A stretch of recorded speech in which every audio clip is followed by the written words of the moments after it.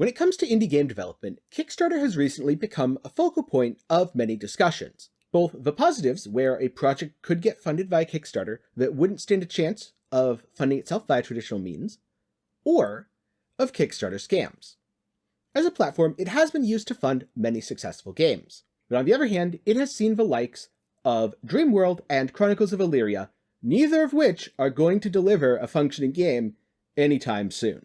But today, I want to talk about a completely different and much older project, one known as Project Umbra. I want to talk about Project Umbra, not because it failed to deliver a product, but because the product it delivered differed so greatly from the product that was originally promised that you might as well consider it to be a completely different game. Now, to some people, that might be fine. They might say, hey, the thing that was delivered was actually fun, I don't mind this. To others, and to myself, I find it to be a bitter disappointment. When Project Umbra first came out, it really did impress me. The game looked better and involved more innovative concepts than most of its competition on the market. And while a project was delivered in February of 2020, by that time, most of the innovation had been stripped away, and what was eventually given to backers was a bog-standard, albeit incredibly mediocre and very buggy action RPG. Before moving on to the rest of the video, I would like to take a moment to thank my YouTube channel members and my patrons for their support of this video and my other content. More information on how you can support at the end of the video. Now, let me introduce Project Umbra, an action RPG that was listed on Kickstarter in 2015 and backed to the tune of about $407,000. Like I said, this project was delivered February 13th, 2020, which is around 5 years after the project started. Umbra promised some truly innovative features in the genre of action RPGs, drawing clear inspiration from games like Diablo and Path of Exile. The scope of the features promised and the stretch goals were quite ambitious, including things like additional game modes, and some Kickstarter exclusive gear that was kind of game-breaking and pay-to-win, and I'm glad that part wasn't delivered. After the initial round of Kickstarter funding, the game did go on to get private funds and investment from outside sources, including Tencent, which they used to continue the development of the game and the improvement of game systems. It's very likely that the hype built up on Kickstarter was ultimately responsible for this outside funding, which in turn was ultimately responsible for the game being playable today. Kind of. One of the most innovative systems promised in Umbra was the crafting system, and this was certainly the thing that I was most looking forward to. The crafting system consisted of combining various weapon parts. So you take a hilt, a pommel, a guard, a blade, put them all together and you get a sword. This is really cool because crafting in most games really doesn't involve physically making the item in a visual manner. It involves changing lines of text or stats. Changing lines of text or stats do have mechanical changes and advantages in the game, but it's very different from physically creating the item that you can see on your character that is unique to the way that you wanted it to be.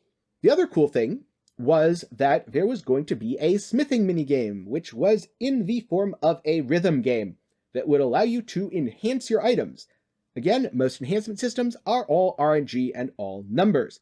It was really cool to see something linked to actual gameplay that you could use to make your item better. These are certainly things that set Umbra apart from a lot of the action RPGs that were coming out in the mid-2010s, and one of the reasons why I decided to back the game myself. As I mentioned earlier, the game clearly drew inspiration from Path of Exile, and the most Path of Exile feature was the Soul Gems, which were promised to modify and enhance skills, offering customization not unlike that of the support gem system in PoE. Another thing which was partially cool and partially annoying was that all of the equipment was going to be asymmetrical, so you'd get a left boot and a right boot, a left spalder and a right spalder, a left glove and a right glove. You could put all of these on your character, and you could wear different items with different stats in different slots. In fact, there were some hints in the early development about how the defensive ability of the left side of your character might be different from the right side, which, especially if you involved holding a shield, was a really awesome game concept.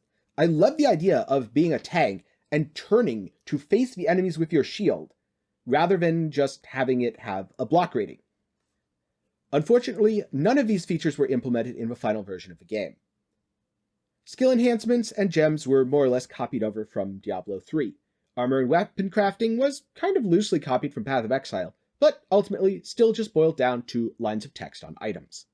The game also promised a full 3D camera environment where you could rotate around and explore the world, often finding small hidden areas or puzzles based on spinning your camera.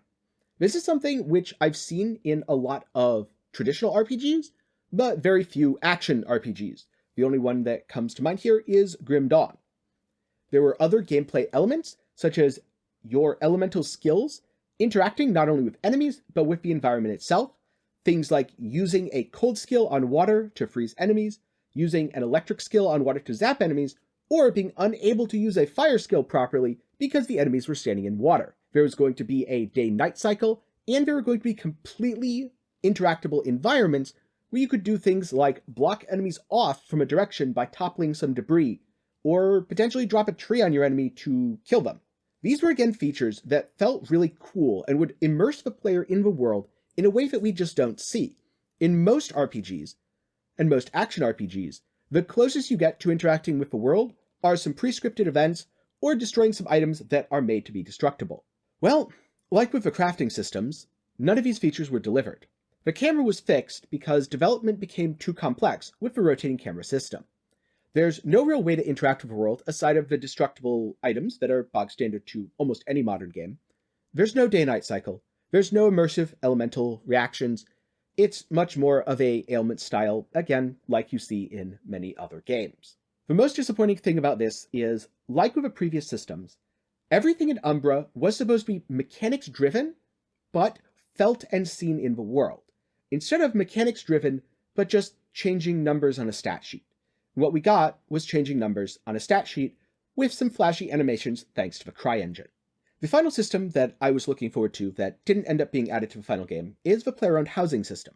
When I played with the game in alpha, the player-owned housing did feel pretty good. It didn't serve a purpose in the world, but it was somewhat of a cross between RuneScape's player-owned housing system and Path of Exile's hideouts. There wasn't anything to do with it, but adding things to do would have been quite easy as the game development continued. What was more important is it worked, it looked good, and it used a tile-based system where you had a certain amount of space to fill, and you could add various objects and floor tiles. Overall in games, I'm not the biggest for player-owned housing, and I'm not the biggest for aesthetics, but it would have certainly given me something to do when I was bored of grinding and wanted to take a little bit of a break. Again, this system was never added to the final game. Now, at the start of a video, I mentioned that Project Umbra released February 13th, 2020, but most of you probably haven't heard of a game called Umbra, and you certainly haven't heard of an innovative action RPG that released in 2020. That's because Project Umbra is the original name for Wolcen, Lords of Mayhem. Visually, the game changed from something that was vibrant, high fantasy, and unique, to rip off Diablo 3 with a Warhammer 40k skin. Mechanically, everything was simplified down over time, to the point where, to me, it's barely recognizable. For example, one of the abilities listed as an example effect of the passive tree, which ended up becoming the Gate of Fates, was the ability to dual-wield two-handed weapons, which is an awesome barbarian aesthetic and something that in the real world would be incredibly impractical, but hey, if you have the strength to lift a 10-ton Warhammer, you have the strength to lift two of them. It's video game logic. Who cares? Might not work in the real world, but damn is it badass.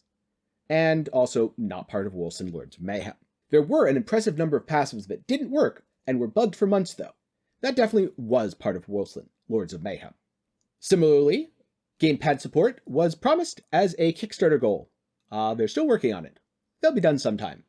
And the Dungeon Challenge mini mode was promised as a stretch goal that they did achieve, so they should have delivered, in which you were able to make your own dungeon for your friends to fight their way through. That sounds awesome. Unfortunately, it's not part of Wolcen Lords of Mayhem, even though it was promised to backers of the original Project Umbra. I'm not going to call Wolcen a scam. They took people's money, and in the end, they did deliver a game. But it is a chilling warning about backing Kickstarters and early access. You might not get the game that you paid for. You might not even get something that vaguely resembles the game that you paid for. When I played Wolcen in alpha, it actually did resemble the start of a lot of the things talked about in Project Umbra. As the game moved into the beta, and as the dev team stubbornly insisted that their vision of the game was right over the backers that had supported them for years, it became less and less like what they originally promised.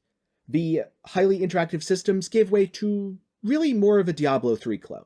It does still look fairly good due to the CryEngine, but looking back to the original Umbra footage, a lot of those effects looked just as good, if not better, than the character models and the effects do now in modern Lords of Mayhem. Various gameplay elements were cut entirely, like the crafting system, and like the player-owned housing. Umbra promised to be an action RPG that would have forced the genre to innovate. It would have provided viscerally satisfying combat, traditional RPG and CRPG elements, and some great new open-world survival mechanics. Wolcen does none of these things. Wolcen is a mediocre game with a lacking endgame loop and clunky gameplay. Wolcen also does have dozens of bugs, which I guess could be considered a feature at this point. Recently, I made some videos where I was trying to be positive about Wolcen and the game's future, and I think that's because I followed a project for almost 6 years now, and I wanted it to succeed. But especially as I looked back in researching for this video, I realized that all Wolcen represents is a broken promise to the early backers of the game, and a broken promise to everyone who bought the game on launch. If you're going to buy a game, don't buy it based on what it might be in the future. If you're going to back a project on Kickstarter, don't back it based on what it might be in the future. If you're going to buy a game in early access, don't buy that game in early access based on what it might be in the future. Because while there are some games that did end up being that thing eventually, there are many others which never released or which failed to be what they promised early on. If you're going to pay money for a game, it's important to remember that you should pay for what it is right now. If there's a playable demo on Kickstarter, and you like it, it's fun enough for you, then go for it. If you're happy with a game that's in early access, and you'll play it exactly as it is right now, awesome. But the minute you buy a game based on what it could be in the future, all you're doing is investing in a broken promise, and all that does is lead to disappointment. This video took quite a lot of time for me to put together, so if you enjoyed it, I'd very much appreciate if you left a like and shared it with a friend. Now, I'll leave you with a question. Which game would you rather play? The original Project Umbra, whose Kickstarter will be linked down in the description below if you want to see all the features that they talked about, or Wolcen Lords of Mayhem as it is now, which I have a review for also down in the description below. As always, I'd love to hear your thoughts down in the comments. Thank you for watching, and if you liked the video, be sure to give it a thumbs up. A special thanks to my YouTube channel members and patrons, whose generous support keeps me from needing to accept sketchy mobile game sponsorships. If you want the best way to keep up with my video releases and live streams, or maybe just hang out and chat with a bunch of like-minded people, be sure to join the Discord. You can find all these links down in the description below. Thank you again, and I hope you have a great day.